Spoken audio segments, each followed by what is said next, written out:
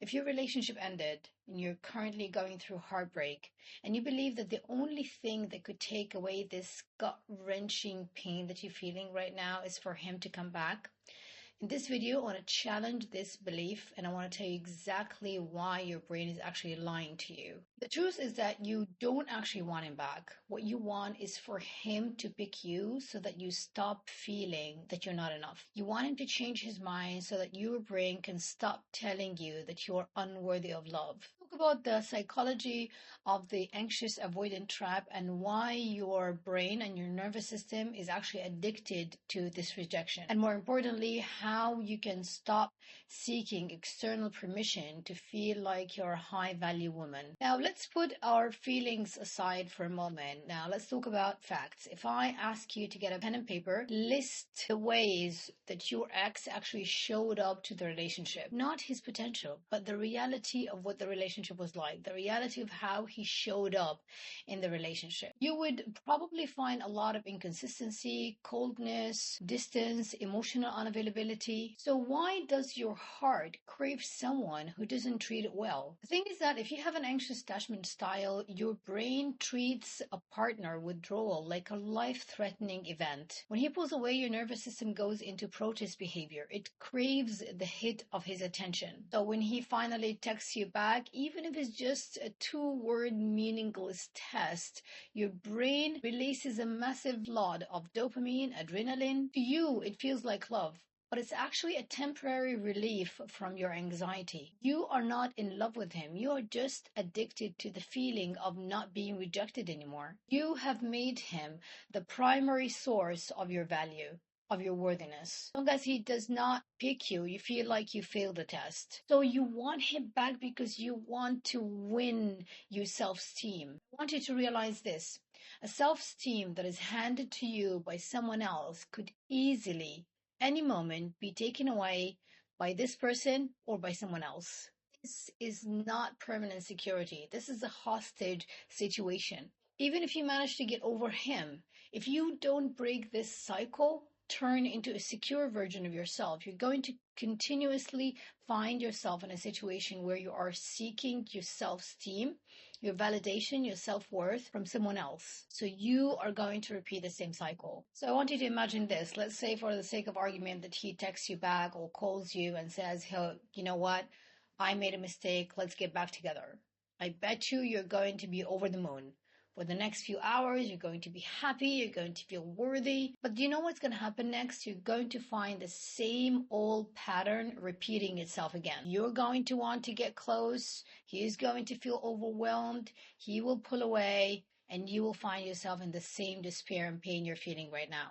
Because the version of you that wants him back is the version that thinks that you need validation from him to be okay.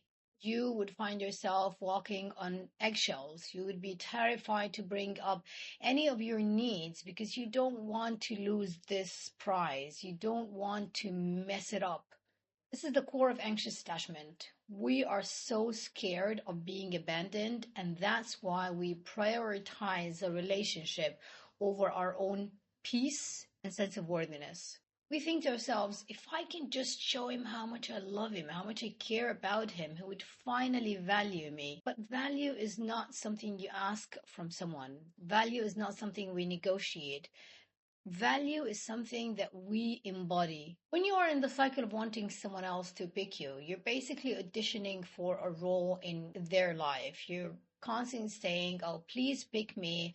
I'm going to do my best to play the role exactly the way you want it. But you see, a secure woman doesn't do that. A secure woman is the one who does the interview, not because she judges others, but because she wants to assess, is this the kind of partner that I want to share my life with? Is he going to meet my needs as much as I meet his? Now, why does his rejection feel like a factual statement about your worthiness? Usually this comes from a core wound. Most likely it goes back to our childhood. Maybe it comes from a past traumatic experience in which we learned that love is something that we have to earn, something that we have to perform for, something that we have to chase. So when a partner leaves, he triggers this wound. He opens it again. So you think to yourself, see, this I knew I was not enough.